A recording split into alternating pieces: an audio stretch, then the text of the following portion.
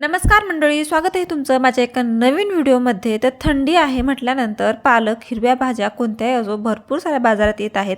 तर पालकपासून तुम्हाला एक भन्नाट अशी रेसिपी बनवून दाखवणार आहे. तुम्ही पनीरचे भरपूर सारे पदार्थ खाल्ले असताल. शाही पनीर, पनीर टिक्का, पनीर मसाला, चीज पनीर असे एक नाही अनेक प्रकार तुम्ही खाल्ले आहेत. पण पालकची ही रेसिपी तुम्ही कधी खाल्ली आहे का? तर नसेल खाल्ली तर नक्की ट्राय करा. कोणती ते दाखवणारच आहे. तर पहिल्यांदा सबस्क्राईब करून घ्या चॅनलला आणि बेल आयकॉनसुद्धा क्लिक करा, म्हणजे तुम्हाला काय होईल, मी जेव्हा केव्हा नवीन व्हिडिओ अपलोड करील त्याचं नोटिफिकेशन तुम्हाला पहिलं येईल. तर व्हिडिओला स्टार्ट करूया. तर पालक पहिल्यांदा मी छान अशी निवडून घेतली. त्याच्यानंतर आपल्याला धुवून घ्यायची आहे आणि उकडून घ्यायची आहे. त्याच्यासाठी कढईत पाणी घेतलेलं आहे. त्या पाण्यामध्ये आपल्याला पालक टाकायचा आहे आणि झाकून 2 ते 3 मिनटं छान पालक उकडून घेऊया. पालक छान उकडते तोपर्यंत इथे पनीर घेतलेला आहे मी. आता पनीर आपल्याला खिसून घ्यायचं आहे. त्यासाठी मी खिसणीने अशा प्रकारे खिसून घेते. पाहू शकताय छोटी खिसणी आहे. त्या खिसणीने आपल्याला हे पनीर छान खिसून घ्यायचं आहे. इथे पनीर मी खिसून घेतलेलं आहे. त्या पनीरमध्ये आपल्याला लाल तिखट, गरम मसाला, चवीप्रमाणे मीठ, चाट मसाला टाकायचा आहे आणि छान असं मिक्स करून घ्यायचं आहे, म्हणजे पनीर छान असं चटपटीत होईल. तर असं आपल्याला छान असं हाताने मळून घ्यायचं आहे, म्हणजे सगळं पनीर असं एकजीव झालं पाहिजे. अशा प्रकारे आपल्याला मळून घ्यायचं आहे. त्याच्यानंतर चाट मसाला टाकलेला आहे आणि मी मळून अजून घेतलेला आहे. आता आपल्याला अशा प्रकारे गोळे करून घ्यायचे आहेत. तर मी ते ओव्हल आकाराचा शेप देते. तुम्ही सर्कलसुद्धा देऊ शकता, आवडेल तसा द्या, काहीच हरकत नाही आहे. तर अशा प्रकारे मी आता पनीरचे गोळे तयार करून घेणार आहे. तर सगळ्या पनीरचे आपल्याला बनवायचं आहे, थोडा वेळ जातो. पण ही रेसिपी एकदा ट्राय केल्यानंतर ना तुम्ही बार बार बनवाल. ही रेसिपी इतकी टेस्टी लागते. तर अशाच प्रकारे जे राहिलेले आहेत ते सुद्धा मी पटापटा बनवून घेणार आहे आणि लगेच होतं, काही वेळ लागत नाही याला, म्हणजे आपल्याला जास्त प्रेस करायची सुद्धा गरज नाही आहे. इतकं छान हे पटापट हे होऊन जातं गोळे. तर अशाच प्रकारे राहिले जे आहेत ते सुद्धा मी बनवून घेतलेले आहेत. आता आपल्याला पालक उकडली आहे का पाहायचं आहे. तर गॅस बंद केला आहे. आता पालक जे आहे थंड पाण्यामध्ये टाकून घ्यायची आहे. खूप गरम आहे. तर अशा प्रकारे मी थंड पाण्यात टाकून घेतलेली आहे. 2 ते 3 वेळेस स्वच्छ धुवून घेतलेलं आहे. पूर्ण पाणी अशा प्रकारे पिळून काढायचं आहे आणि मिक्सरच्या भांड्यामध्ये आपल्याला ती पालक टाकायची आहे आणि छान असं मिक्सरला फिरवून घ्यायचं आहे.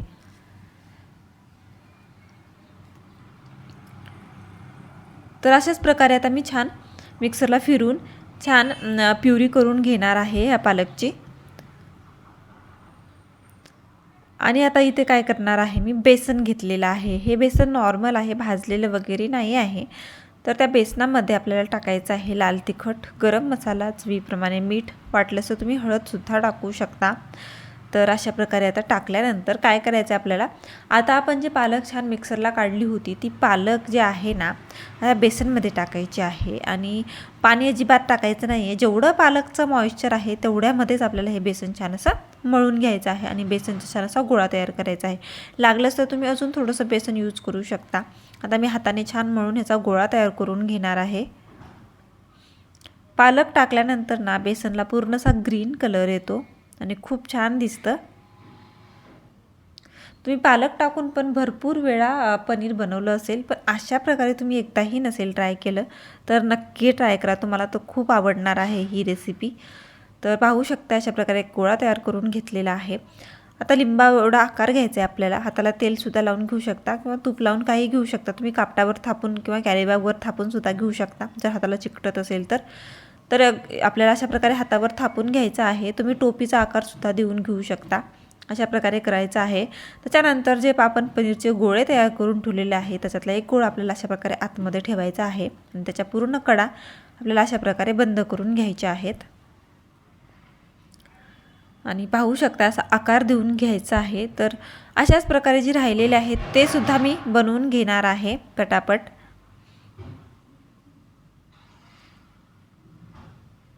एकदम छान असा आकार झालेला आहे, वाटतच नाही आहे कुठून जोडलं, याला समजतसुद्धा नाही आहे, इतकं छान झालेलं आहे. आता राहिलेलं आहे ते सुद्धा बनवून घेतलेलं आहे मी, पाहू शकताय.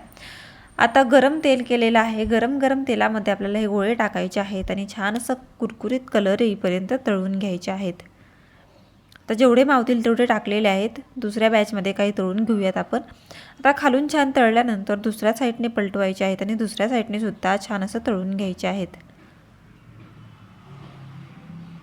अलटून पलटून छान असं कुरकुरीत कलर येईपर्यंत आपल्याला तळून घ्यायचं आहे। पाहू शकताय 2 ते 3 वेळेस मी मिक्स करत राहिले आणि छान असं तळल्यासुद्धा गेलेला आहे आणि कलरही खूप छान आलेला आहे। आता आपल्याला बाहेर काढून घ्यायचं आहे। पूर्ण तेल आपल्याला अशा प्रकारे निसरून काढायचं आहे आणि छान असं बाहेर काढून घ्यायचं आहे। पाहू शकताय किती मस्त तयार झालेले आहेत, एकदम कुरकुरीत असे। आणि राहिलेले जे आहेत ना ते सुद्धा मी तळून घेणार आहे अशाच प्रकारे। आता इथे सगळे तळून घेतलेले आहेत, पाहू शकता किती मस्त तळल्या गेलेले आहेत।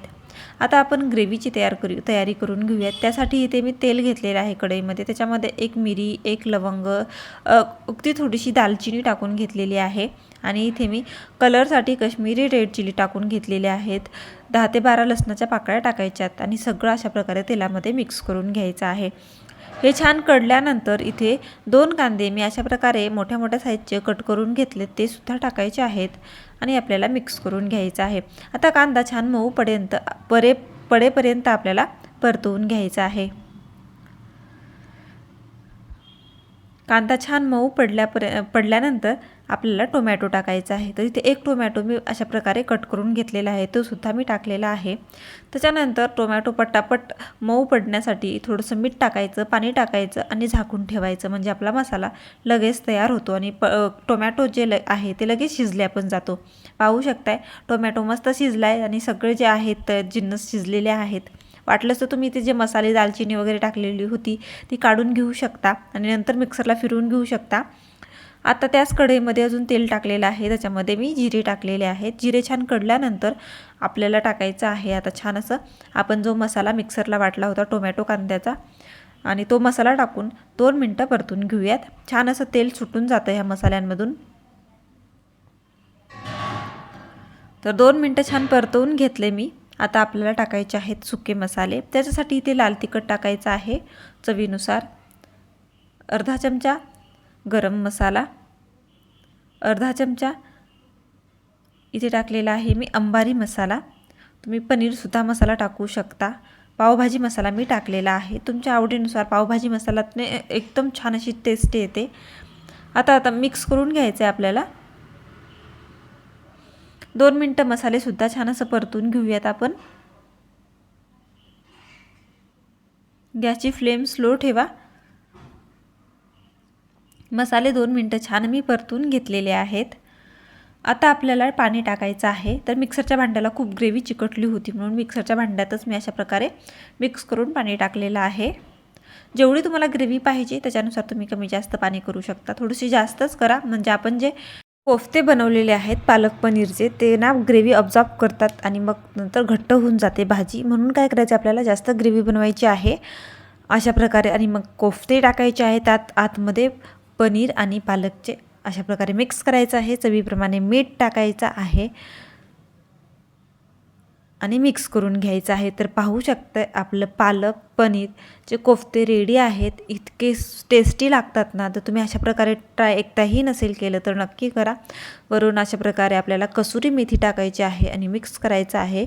2 मिनटं उकळी येऊन द्यायची आहे आणि गॅस बंद करायचा आहे। वरून भरपूर सारी कोथिंबीर टाकायची आहे। आपले पालक पनीर कोफ्ते रेडी आहेत अगदी थोड्या वेळामध्ये।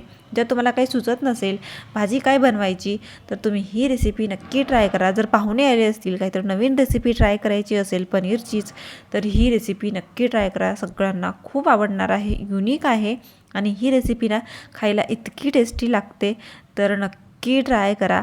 तर पाहू शकताय किती मस्त दिसते ही रेसिपी, दिसायलाही छान आणि खायलाही मस्त लागणार, टेस्टी लागणार आहे। तर नक्की ट्राय करा। कोणी नवीन असेल पहिल्यांदाच माझे व्हिडिओ पाहत असेल तर माझ्या चॅनलला लाईक शेअर आणि सबस्क्राईब केल्याशिवाय जायचं नाही, सबस्क्राईब नक्की करा। तर नक्की ट्राय करा आणि ट्राय केल्यानंतर ना रिव्ह्यू माझ्या कमेंटमध्ये द्यायला विसरू नका। तर मला तर ही रेसिपी आणि माझ्या घरच्यांना माझ्या मुलांनासुद्धा ही रेसिपी खूप आवडली। माझा मुलगा म्हणत होता मम्मा टिफिनला दे ना ही रेसिपी, त्याला टिफिनलासुद्धा दिलेली आहे मी। तर तुम्हीसुद्धा तुमच्या मुलांसाठी बनवा आणि माझ्या चॅनलला सबस्क्राईब करा, म्हणजे नवनवीन व्हिडिओ अशाच प्रकारे तुम्हाला पाहायला भेटतील। तर भेटूया नवीन अशाच एका युनिक रेसिपीसोबत। तोपर्यंत माझ्या व्हिडिओला सबस्क्राईब करा, लाईक करा। भेटूया नवीन व्हिडिओमध्ये, तोपर्यंत बाय बाय।